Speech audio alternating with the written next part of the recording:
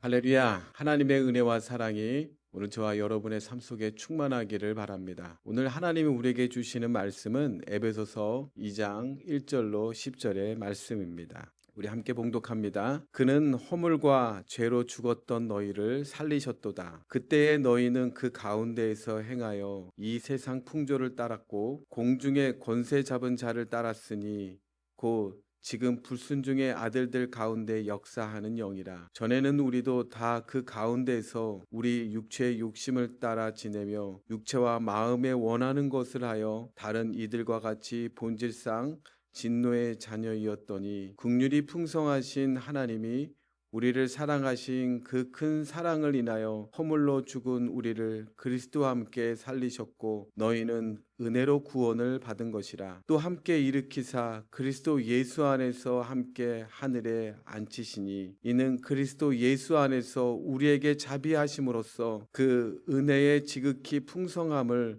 오는 여러 세대에 나타내려 하심이라. 너희는 그 은혜에 의하여 믿음으로 말미암아 구원을 받았으니 이것은 너희에게 난 것이 아니요 하나님의 선물이라. 행위에서 난 것이 아니니 이는 누구든지 자랑하지 못하게 함이라. 우리는 그가 만드신 바라 그리스도 예수 안에서 선한 일을 위하여 지으심을 받은 자니 이 일은 하나님이 전에 예비하사 우리로 그 가운데에서 행하게 하려 하심이니라. 아멘. 저는 오늘 여러분과 함께 죽었던 나를 살리는 갈보리 능력이라는 제목으로 함께 은혜를 나누겠습니다. 우리는 지난 시간에 십자가가 무엇을 이루었는지 함께 살펴보았어요. 십자가는 단순한 종교적인 상징이 아니라 죄와 저주와 사망 권세를 무너뜨린 하나님의 능력입니다. 갈보리 십자가에서 예수님은 하나님 앞에서 우리의 구원을 완전히 이루셨습니다. 자, 그렇다면 우리는 한 가지 질문이 자연스럽게 흘러나와요. 아니, 그렇게 완성된 십자가가 우리에게 무엇을 가져왔는가라는 거예요. 십자가 이렇게 위대한 능력이라면 왜 우리의 삶은 여전히 달라지지 않은 것처럼 느껴질까요? 우리는요, 여전히 두려움 앞에서 흔들리고 있어요. 여전히 죄의 유혹 앞에서 늘 넘어지기도 합니다. 여전히 세상의 흐름 속에서 늘 방향을 잃어버릴 때가 얼마나 많이 있는지 모릅니다. 아니, 십자가가 모든 것을 끝냈다고 말하는데 왜 우리의 삶은 여전히 싸움 속에서 있는 것처럼 보일까요? 오늘 이 질문에 대해서, 이 의문에 대해서 오늘 살펴보도록 하겠습니다. 그래서 성경에 말하는 인간의 실제 상태가 무엇인지, 그리고 하나님은 그런 우리에게 어떤 일을 행하였는지 오늘 말씀을 통해 그 진리를 함께 살펴보도록 하겠습니다. 첫째는 우리는 통치를 잃어버린 존재였다라는 거예요. 오늘 본문은 우리가 얼마나 심각한 상태였는지를 잘 보여주고 있어요. 에베소서 2장 1절에 보니까 그는 허물과 죄로 죽었던 너희를 살리셨도다. 여기서 성경은요, 인간의 상태를 매우 분명하게 설명하고 있는데 우리는 조금 약해진 상태가 아니었다는 거예요. 우리는 조금 병든 상태도 아니었고 성경은요, 우리가 완전히 죽어있는 상태였다라고 설명하고 있습니다. 하나님과의 관계가 완전히 끊어졌고 영적으로는 완전히 무기력한 상태였다라고 증언하고 있습니다. 여러분, 죽은 사람이 스스로 일어날 수가 있겠습니까? 스스로 생명을 만들어낼 수가 있습니까? 없습니다, 여러분. 누군가가 생명을 주지 않았다면 절대로 살아날 수가 없는 거예요. 성경은 바로 그 상태가 죄 가운데 있는 인간의 상태라고 말씀합니다. 우리는 겉으로는 살아있는 것처럼 보이지만 하나님 앞에서는 생명이 없는 상태였어요. 하나님을 찾는 힘도 없고 하나님께 돌아갈 능력도 없는 존재였습니다. 그래서 바울은 이어서 우리가 어떤 삶을 살고 있는지를 분명하게 말씀합니다. 에베소서 2장 2절에 보니까 그때에 너희는 그 가운데서 행하여 이 세상 풍조를 따르고, 여기서 세상 풍조라는 말은요, 세상에 만들어 놓은 가치와 기준을 말씀하고 있어요. 그러니까 하나님의 기준으로 사는 것이 아니라 세상이 기준이 되어서 살아가고 있었다는 거예요. 세상이 중요하니까 성공이 중요해. 내 욕심이 중요해. 그러면서 이 세상을 따라서 늘 살아가고 있는 거예요. 그러면서 어떤 사람은 이렇게 얘기하죠. 아니, 저는 종교를 안 믿는데요. 저는 무교예요. 저는 중립적으로 살아가고 있어요. 이렇게 말씀하는 사람들도 있습니다. 그런데 성경은요, 세상의 흐름에 따라서 이끌려가고 있다고 증언하고 있는 거예요. 뿐만 아니라 말씀은 더 깊은 영적인 현실을 우리에게 보여주고 있습니다. 2절 후반절에 보니까 공중 권세를 잡은 자를 따랐으니 곧 지금의 불순종의 아들들 가운데에서 역사하는 영이라. 이것은 단순히 도덕적인 문제가 아니었던 거예요. 통치에 문제가 있었다라고 말씀하고 있습니다. 하나님을 떠난 이 세상은요, 결국 보이지 않는 이 영적인 권세 아래 이 노예가 되어오면서 따라가고 있었다는 것을 보여주고 있습니다. 사람들은 스스로 자유롭게 살아가고 있는 것처럼 보이지만 실제로는요, 죄의 권세 아래 어두움의 아들들이 되어서 끌려가면서 살아가고 있었던 것입니다. 여기에서 우리의 내면도 말씀하고 있어요.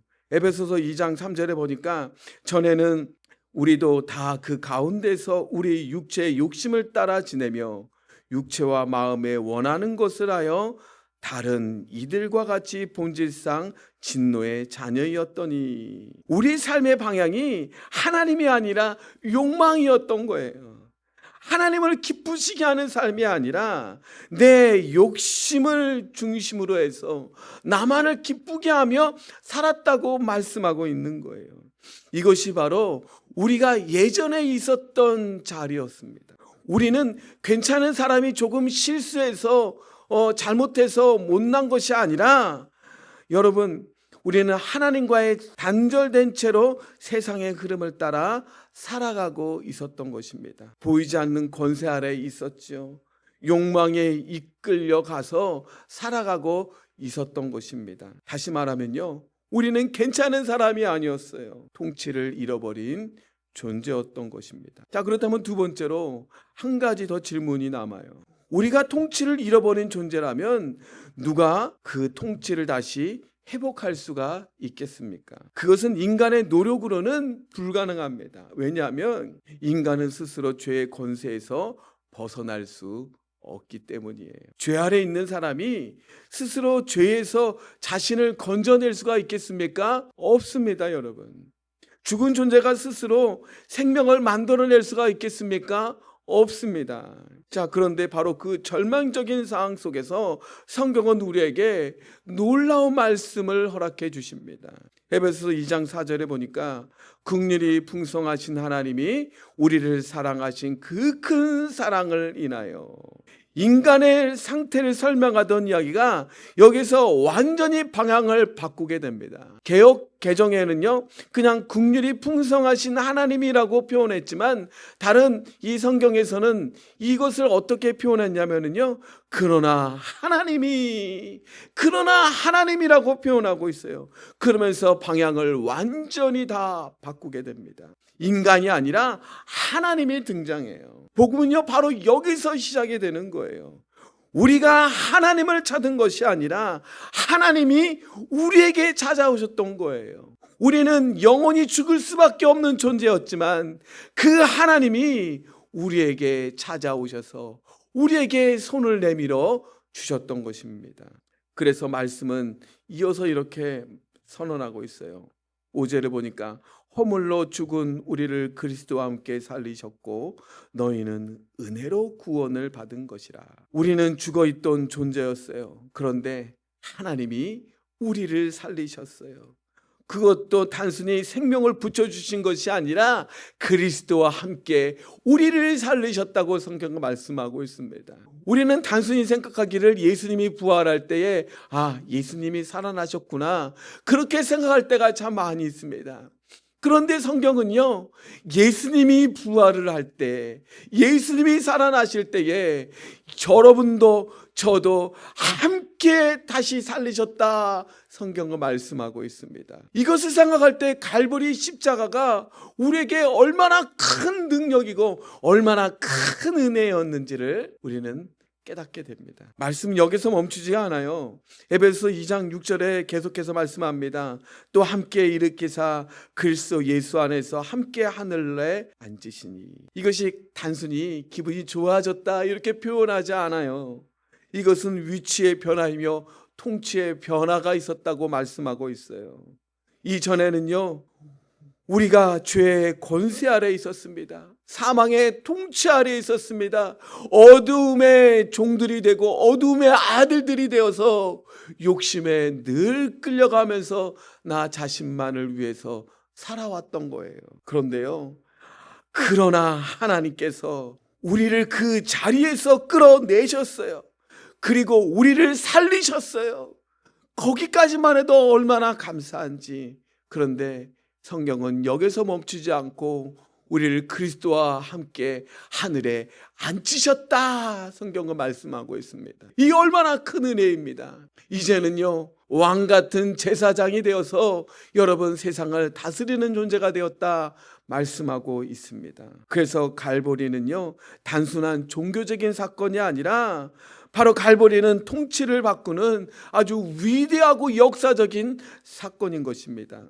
죄가 다스리던 자리에서 하나님이 다스리던 자리로 옮기신 사건인 거예요. 사망 권세 아래 있었던 존재가 하나님 나라 안으로 옮겨진 사건인 거예요. 이것이 십자가가 우리에게 가져온 바로 위대한 변화인 것입니다. 그러므로 여러분, 우리는 더 이상 옛 통치 아래 살아가는 사람이 아닙니다. 우리는 하나님 나라에 속한 사람입니다. 그러면 우리는 믿음으로 늘 고백하며 늘 살아가야 됩니다. 나는 더 이상 죄의 통치 아래 있지 않습니다. 나는 하나님 나라에 속한 사람입니다. 늘 믿음으로 고백하면서 갈보리 십자가의 능력을 늘 의지하며 살아가게 되기를 축원합니다. 자, 그렇다면 세 번째, 갈보리 십자가에서 우리의 통치가 바뀌었다면 여러분, 여기서 또 한 가지 더 중요한 질문이 남습니다. 그 변화는 무엇으로 이루어졌습니까? 우리는 무엇 때문에 새로운 생명을 얻게 되었습니까? 성경은요, 그 답을 아주 분명하게 말씀하고 있어요. 에베소서 2장 8절입니다. 너희는 그 은혜에 의하여 믿음으로 말미암아 구원을 받았으니 이것은 너희에게서 난 것이 아니요 하나님의 선물이라. 여기서 성경은 우리의 구원이 어디서 시작되었는지를 분명하게 말씀하고 있습니다. 그것은 인간의 노력에서 시작된 것이 아니라 우리의 공로에서 시작된 것도 아니라고 말씀합니다. 하나님이 우리를 긍휼히 여기셨고 하나님이 우리를 사랑하셨고 하나님이 은혜로 우리를 살리셨다 말씀하십니다. 그래서 구원은요, 우리 인간이 만들어낸 결과가 아니라 하나님이 우리에게 주신 위대한 선물입니다. 이 말씀은 우리에게 얼마나 중요한 사실을 깨닫게 했는지를 몰라요. 우리는 잘나서 살아난 것이 아닌 거예요. 내 믿음이 좋아서 하나님이 나를 선택한 것도 아닙니다. 내가 똑똑해서도 아니고, 그리고 내가 정말로 열심히 섬겨서도 아닙니다. 우리는요, 원래 죽을 수밖에 없는 존재였어요. 우리는 욕심에 따라 끌려가는 인생이었어요. 우리는 마귀의 아들들이었습니다. 그러나 하나님이 우리를 불쌍히 여기셨고 우리를 사랑하셨고, 그래서 하나님이 직접 우리에게 찾아오셔서 우리를 살려주신 것입니다. 은혜로 우리를 살려주신 거예요. 여러분, 그래서 은혜는 단순한 감동이 아니라 은혜는 존재를 바꾸는 하나님의 능력인 거예요. 죽은 존재가 살아났다면 그것은 단순히 기분의 변화가 아니라 존재 자체가 바꾼 것입니다. 이전에는 죄가 삶을 이끌었지만 이제는요, 하나님의 생명이 우리 안에서 역사하신다는 거예요. 이전에는 세상의 가치가 나의 삶을 지배하며 살았지만 이제는 하나님의 나라가 우리의 삶을 아름답게 이끌어가 주시는 거예요. 이것이 바로 은혜가 만들어내는 얼마나 큰 위대한 변화인지 모릅니다. 그래서 바울은 이어서 말씀합니다. 에베소서 2장 10절에 우리는 그가 만드신 바라 그리스도 예수 안에서 선한 일을 위하여 지으심을 받은 자니. 여기서요, 만드신 바라라는 말은요, 단순한 표현이 아니라 하나님이 우리를 다시 창조하셨다라는 의미를 지니고 있습니다. 우리는 단순히 고쳐진 사람이 아니라 하나님께서 새롭게 지으신 존재라는 거예요. 이것이 바로 은혜의 능력입니다. 은혜는 단순히 죄를 덮어주는 것이 아니라 은혜는 우리를 새롭게 만들어 주시는 거예요. 은혜는 죽은 존재를 살리고요, 잃어버린 통치를 회복시키고요, 새로운 삶을 시작하게 하는 하나님의 능력인 것입니다. 그러므로 여러분, 우리는 더 이상 옛사람으로 살아가는 존재가 아닙니다. 우리는 하나님의 은혜로 다시 창조된 사람인 거예요. 우리의 삶을 정의하는 것은 더 이상 과거의 실패가 아닙니다. 세상의 기준도 아니에요. 하나님이 우리의 삶을 새롭게 정의하고 계십니다. 우리는 주 안에서 새롭게 지음받는 복된 사람임을 믿으시기를 바랍니다. 그러므로 여러분, 믿음으로 담대하게 선포하십시오. 나는 죽어있던 사람이 아니다. 나는 은혜로 살아난 사람입니다. 나는 하나님 나라에 속한 사람입니다. 그 은혜의 능력이 오늘도 저와 여러분의 삶 속에 넘치게 임하게 되기를 바랍니다.